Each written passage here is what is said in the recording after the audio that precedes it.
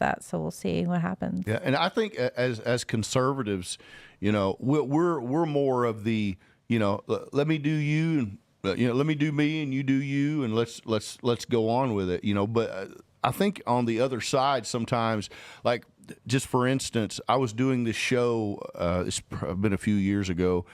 And I was waiting in the back of the show, you know, in the green room, and there was other people who worked there.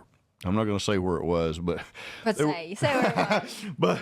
but there was this people getting married, and there was at this booth, and I was just tuning up, and it wasn't my show. I was actually asked to be on the show, so it wasn't my thing. Anyway, so this girl was being married. She goes, "Didn't you get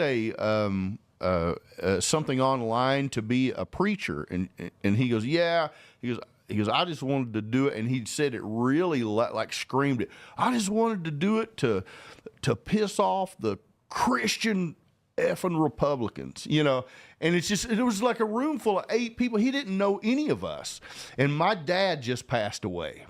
And let me tell you, he almost met a redneck. Would you have said something to him? Like, if you weren't like, would you have said something to him? It was all I could do, and I sit there and said, "This is not my show.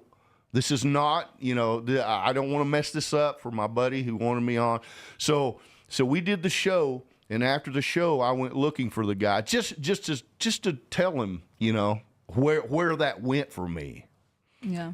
And I couldn't find him, but I told the manager, I was like, man, I told him what happened. I said, I would never do that. I would never do that in a crowd like that with my friends. Yeah, whatever. But he had no idea that how deep that went with me.